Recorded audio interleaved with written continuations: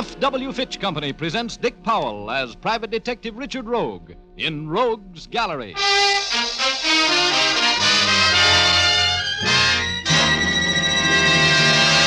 This chiseler's got you all fouled up in a murder, baby. You'll fry for it. Senor Rogue, I don't know anything about a murder. Tippy killed him. He killed Maxon. Conchita knows nothing about it. Stop being chumps, will you? You're both in this with me. You helped me frame Rogue for it. With Maxon Khan, I'm the biggest operator in town. All we have to do is kill Rogue, and we got the world by the tail. You'll all go to the chair for it. You can't get away with killing me. I'm going to kill you, Rogue, right now. If you've got anything to say, say it, because here it comes, fall guy.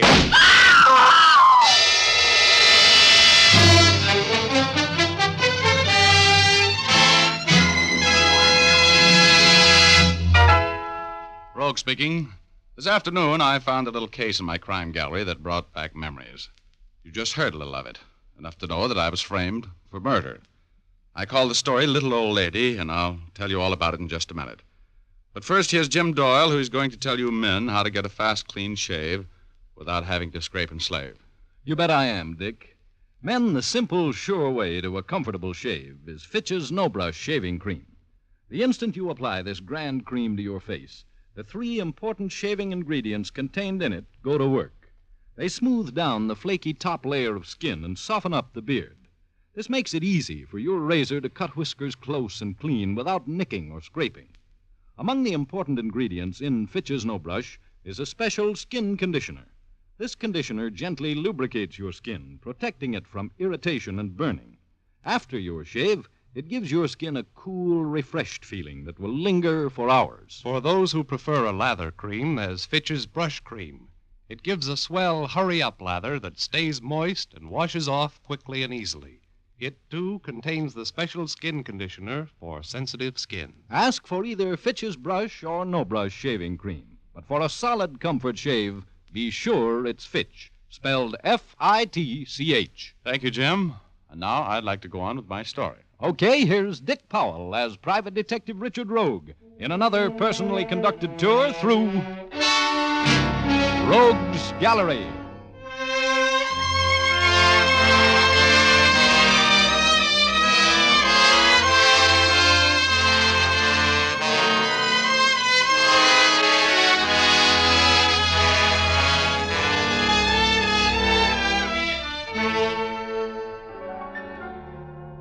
I was looking at the world through azure-colored glasses that afternoon. I was as low as a centipede's hangnail and just about as irritated. A couple of lush cases I'd been working on had blown up without paying off, and the girl I was madly in love with that week was madly in love with some other guy.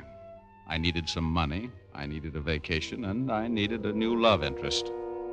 When the door to my office opened, and in walked a Latin-type panic who made my heart beat in a rumba rhythm that would have made Cougat sound like Spike Jones. I just sat there trading my blue thoughts in on a lot of purple ones while she closed the door behind her and walked toward me. You are Richard Rogue, the detective? The celebrated detective, yes. What can I do for you? I need your help, Senor Rogue. Okay. What's your name? Conchita Morales. Oh, the singer, huh? That's right. I'm in trouble, Senor Rogue. You know, I sort of suspected that was why you came to see me. What's your difficulty? Well, it's hard to explain, but there is a man in this town who is threatening me. Well, that's not hard to explain. You're the sort of a girl who is liable to be threatened. What do you mean by that, Senor Rogue? Well, that you are beautiful and extremely desirable and, pardon me, Miss Morales. I shouldn't have said that. I'm just in a kind of an impolite mood today, I guess. Then you don't really think I am beautiful or desirable? Don't let that glassy look in my eyes fool you, Conchita. I can see, and what I see pleases me, if you go for understatements. Then you will help me. You know, beauty's a wonderful thing, Mexican type, but so is money. My time's for sale. I have money. I will give you $250 if you will help me. What do you want me to do? I want you to get some letters back for me. Oh? Why? Because I write them when I'm very young and foolish to a man I think I love. I do not love him. I hate him. I want to marry someone else, that man I love, but I cannot because of these letters. Oh, here. Slow it down to a gallop, Conchita. I'm getting a little confused. Who has the letters? Frank Maxon is his name. He's no good. He is what you call a poor loser. Uh-huh. And who is this man you love at the moment? Tippy Tyler. We will be married soon. Oh, you will be married. So. Well, in that case, let's make this strictly business. What do you want me to do? I'm having dinner with Frank tonight at the Club Cuba. I want you to meet us there. I want you to tell him he must give me back my letters. If he knows that I have employed you to help me, he will give them up. He is without courage. Don't see how I ever think I was in love with him. Frank is considered quite a ladies' man, or was, before you went up on that income tax rap a couple of years ago. Yeah, I understand the boys in his mob are giving him a little trouble since he got out. Where's that $250 you mentioned a while ago? It is here. Just a moment. That's a retainer. If the case gets tough, it's going to cost you plenty more, Conchita. You know that? I do not care. I must have these letters. Here is $250. Thank you. And now, what time do I meet you at the Club Cuba? Be there at 9. And I'm warning you, Mr. Rogue. Come prepared for trouble.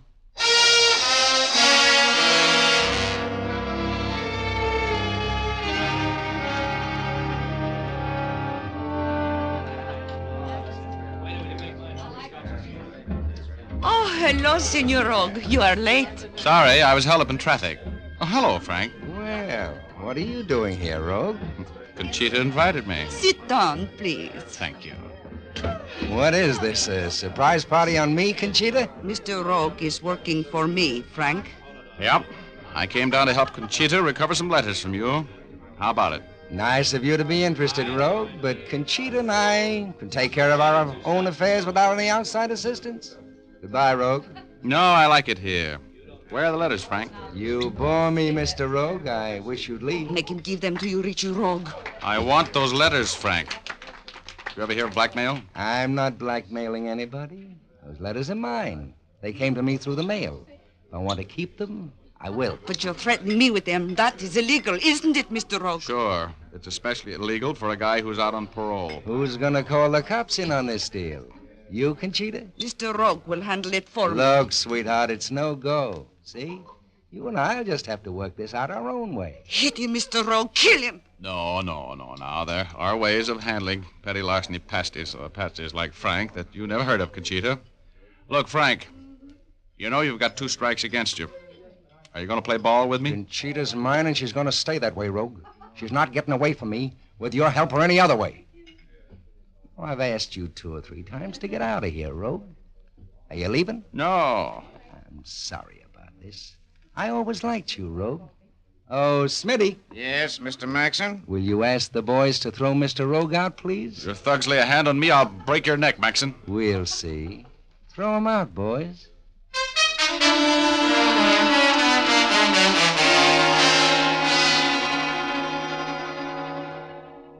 It occurred to me as I hit the sidewalk with the back of my head, among other things, that Frank owned a piece of the Club Cuba and that it was a bad place to start a beef with him. I got up piece by piece, counted my arms and legs, and waited a while for Conchita to come out. She didn't. So I felt in my pocket for that $250. It was there. I went home. The next morning, I went to the office and tried all forenoon to get in touch with my Latin-type client at her swank apartment hotel. The Mayflower couldn't locate her. I had a late lunch, and when I got back to the office about 3, there was a little old lady waiting there for me. A lovely little old lady with rosy cheeks and twinkling eyes with a lot of laugh crinkles in the corners of them. Mr. Rogue? That's right. You waiting to see me? Oh, yes, I was. I've been waiting for quite a while, Mr. Rogue. I just had to see you. Oh, I'll have a chair. Don't tell me you're in trouble. No. Oh, yes, Mr. Rogue, I am. I'm in trouble because my son is... Oh? Tell me about it. Well, there isn't really very much to tell, Mr. Rogue. I know so little about what Norman has been doing. He's always been a little wild, but a few weeks ago he quit his job. And he's had much more money than he ever had before. I know that he's been doing something wrong, Mr. Rogue. Well, now, Mrs. Stam. Have you tried talking with him? And I haven't told you the worst yet, Mr. Rogue. No? Last night he came home for the first time in 10 days. Oh, I've just been worried to death about him. And when he came in last night, he was so pale. And I tried to talk with him, but he went right to his room. Yeah? He called me after a while, and I went in to see him. And, oh, Mr. Rogue, he'd been shot through the shoulder. He was bleeding badly. Oh, I see. I asked him to let me call a doctor, and he wouldn't. I know that he'd been shot while he was breaking some law. I took care of him as well as I could, and I think he's going to be all right. I want you to come and talk with Norman tonight, Mr. Rogue. Well, Mrs. Stam, I'm working on another case right if you'd now. just come out and talk with him, you could advise him what to do. He won't pay any attention to me, and I have to get him straightened out, Mr. Rogue. I have a little money, and... Where do you live? In the southwest part of town, at 2673 Spring Lane. Would you come out with me and talk with Norman? I'll pay you for your time, Mr. Rogue. I'll go with you, Mrs. Stam. Oh, thank you. Oh, that's perfectly all right, but please don't plan on me performing any miracles. If your son was shot during a robbery, he's going to have to go to jail. You know that, don't you? Oh, yes, I know. I only want him to do what's right, Mr. Rogue. I don't want him to do anything foolish. No, of course you don't. You have a car? No, Well, we'll take mine. Come on.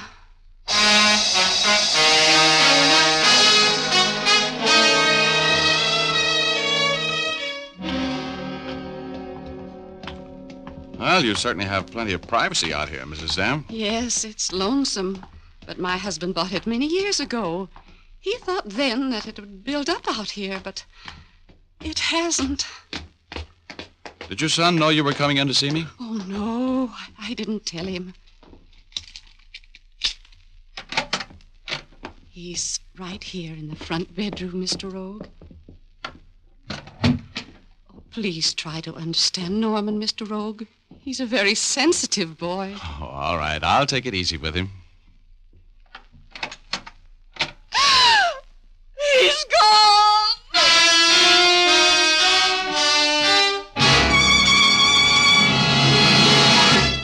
There was the bed with blood on the sheets where a man's shoulder would have been lying.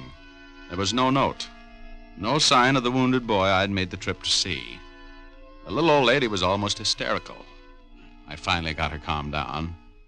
She made some tea, offered me a cup.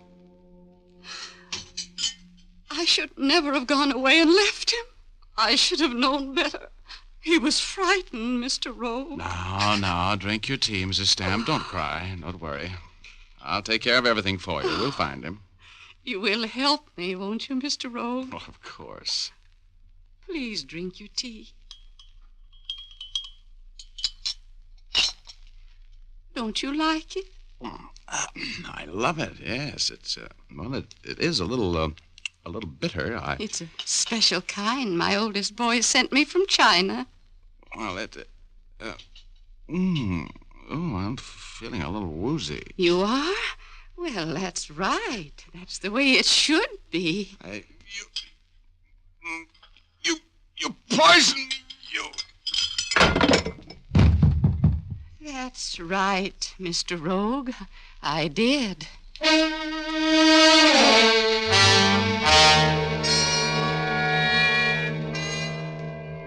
My body dissolved before it hit the floor, and a warm breeze wafted me upwards, gently, like a spark out of a chimney. I was drowsy and happy when I hit cloud number 8. I was at peace with the world until I heard that nail file laugh of my alter ego. Well, Rogie, that little old lady kind of put you away, didn't she? Oh, shut up. Let me sleep, midget.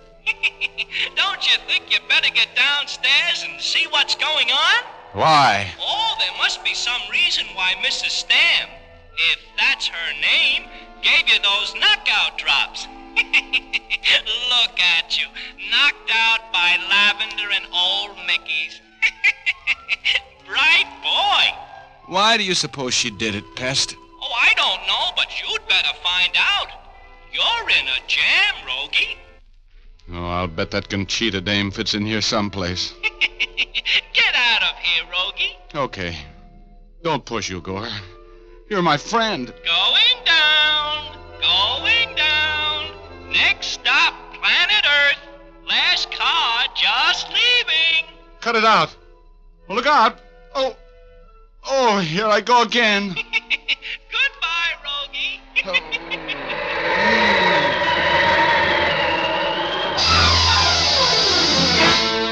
I came to in my car. My gun was gone. I looked for my money. It was still there. I looked at my watch. It was 9:30. I drove to my office, opened the door, and stopped dead in my tracks. There was a dead man lying there in the middle of the floor. He'd been shot at close range through the head. My gun was lying a foot from the body. The gun that had been stolen from me while I was knocked out. I closed the door and leaned up against the wall to think.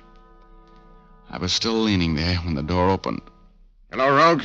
Who's your friend? Hello, Lieutenant Urban. What are you doing here? I got a call telling me you just killed a man. Yeah? Well, that's Frank Maxon, that defunct character there. Your gun? Yeah. Looks to me like we're going to have to hold you, Rogue. For murder.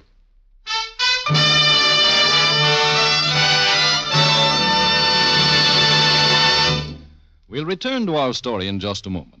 But first, we'd like to remind you that in Marie Antoinette's time, hairdressers stood on ladders in order to dress towering hairstyles. Today, the trend in hair fashions is simplicity, a style that requires shining, immaculately clean hair. Fitch's saponified coconut oil shampoo is ideal to keep your hair looking its loveliest at all times. Made from pure vegetable and coconut oils, it protects the hair from drying and becoming harsh no matter how often you shampoo it. Just a little Fitch's saponified shampoo makes swirls of cleansing, fragrant lather that whisk away every bit of dust and dirt. And the special patented rinsing agent contained in the shampoo ensures the removal of all lather and other particles from the hair, so you won't have to bother with additional after rinses. For a shampoo that assures praise-winning results every time, use Fitch's saponified shampoo. You can have a professional application at your beauty or barber shop, or ask for an economical bottle at your drug or toilet goods counter. Fitch's saponified coconut oil shampoo, 6 full ounces, 50 cents.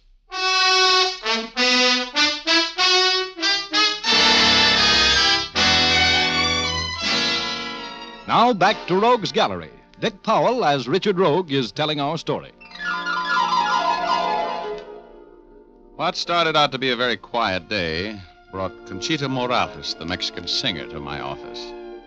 She wanted to get some letters back from a Frank Maxon.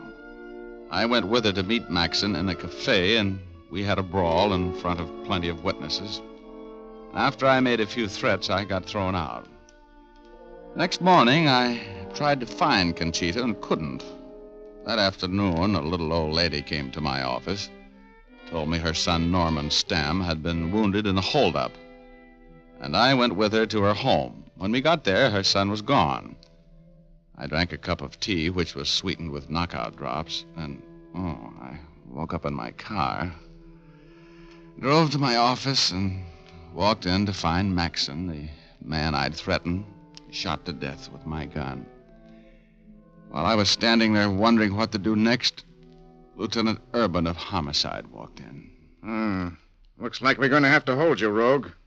For murder. Oh, I didn't kill him. You threatened him in a cafe last night. Plenty of people heard you. Where do you get all your information? The little bird that told me he was dead. That you'd killed him. Oh, but I just got here. I've been gone since about 3:30 this afternoon. Yeah? Maxon looks like he's been dead since about 7. Where were you at 7? Well, an old lady came in here this afternoon to see me, and I went out to her home with her. You mean you've got an alibi? I don't know. What do you mean you don't know? You either got one or you haven't. Well, I went out to see this woman's son. He wasn't there when we got there. So you came back here and killed Maxon. Look, Rogue, somebody phoned Maxon at 6 o'clock and told him to be here at your office at 7. How do you know so much? We've been on the case since 7:30, Rogie. Looks like you went a little too far this time. Look, Urban, I was doped. I've been out of the picture since about 5:30. And while I was out, somebody lifted my gun. Rogie, just put yourself in my place. I find a guy you've threatened to kill dead in your office, shot with your gun. Yeah. Then instead of an alibi, you give me a fairy story about wicked old witches and knockout drops. Where does this old lady live? This one that kidnapped you?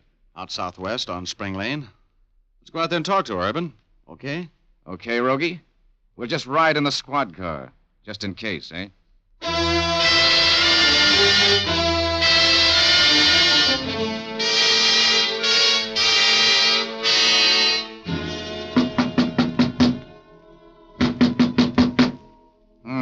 No lights on. There's nobody home. Think we'll go in, Rogie. As long as you say there's a wounded man in here, I don't have to have a warrant. Try the door. Oh, well, it's unlocked. Come on. Turn on the lights. Well, they don't go on. You got your flashlight? Yeah. Look, Rogie. The furniture's all covered. There's nobody living in this house. Urban, come over this way. Let's look in this bedroom. Are you sure you're all right, Rogie? Sure. Come on, over here. Well? Well, there's not even any furniture in this room. That's right. But there was a bed with blood-stained sheets. I'm sorry, Rogie. They seem to have disappeared with the old lady and your alibi. This house hasn't been lived in for months. Why'd you kill him, Rogie?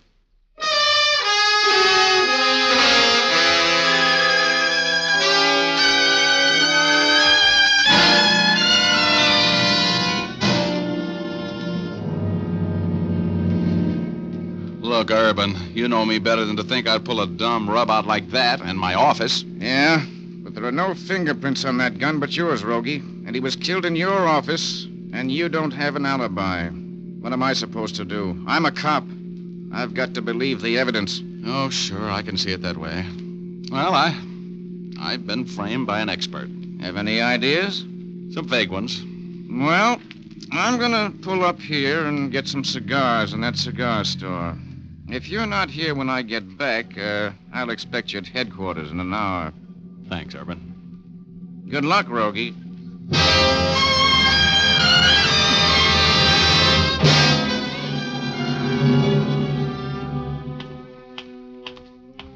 Oh, hello, Murphy. How's my favorite house detective? Oh, hello, Rogue. What are you doing here at the Mayflower, huh? I want to talk with one of your guests, Flatfoot. Do you owe me any favors? Maybe. What do you want me to do? Give me the pass key to Conchita Morales' apartment. You want me walking the streets? Now, just give me the pass key. And if you hear any shooting, come up. What's the deal, Rogue? A little murder. Is she in? Do you know? Oh, Conchita isn't in. The old lady's up there, though. The old lady? Look, Murphy, what old lady? I'm looking for an old lady. Huh? Oh, you mean Conchita's mother. Yeah, she's... Conchita's mother? Hey, a little old lady about this high. Eyes with lots of laughs in them. Yeah. White hair, plump. That Conchita's mother? Sure it is. Her name's Shea. So's Conchita's. Huh? Her real name's Ellen Shea. Uh-huh. She's no Mexican dame. No kidding. Hey, give me your rod and a pass key.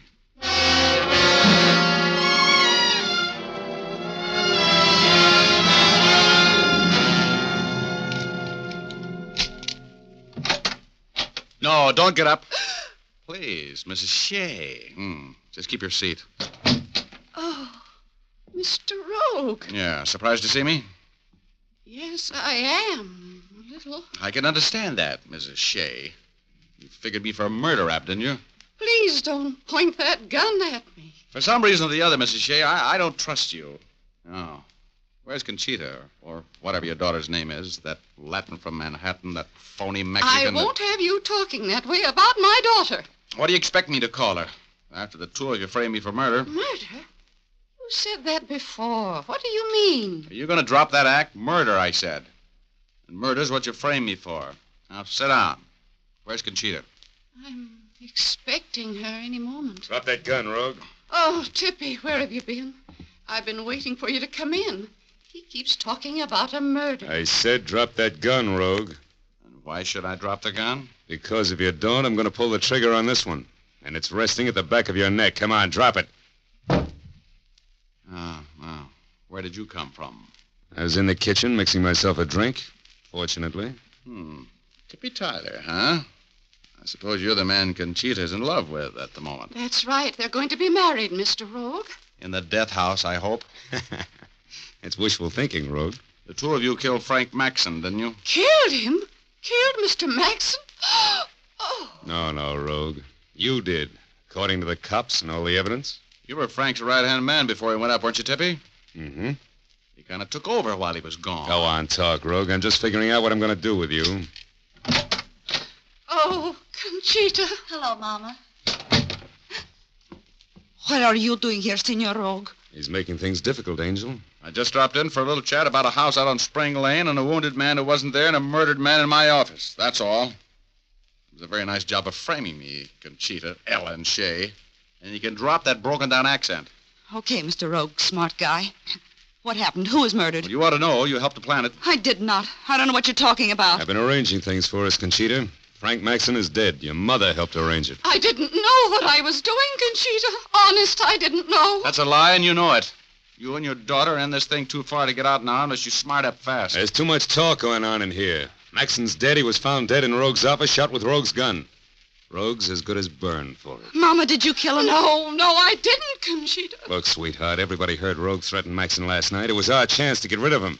Conchita, listen to me. This Chisler's got you all fouled up in a murder, baby. You'll fry for it. I don't know anything about a murder. Tippy killed him. He killed Maxon. My Conchita knows nothing about it. Stop being chumps, will you? You're both in this with me. You helped me frame Rogue for it. Maxon gone, I'm the biggest operator in town. All we have to do is kill Rogue, and we've got the world by the tail. You'll all go to the chair for it. You can't get away with killing me. I'm going to kill you, Rogue, right now. If you've got anything to say, say it. Because here it comes, fall guy.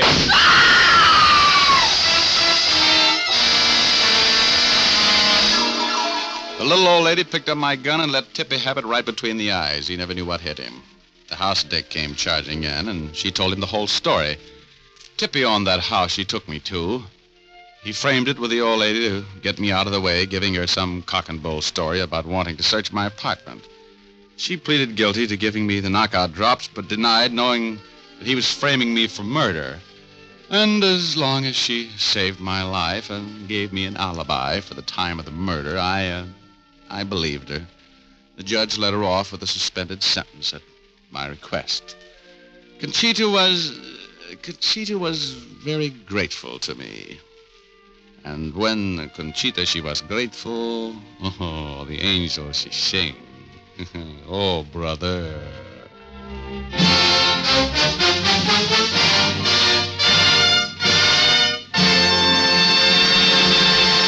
This is Dick Powell again, ladies and gentlemen. Don't I meet some lovely people in these stories?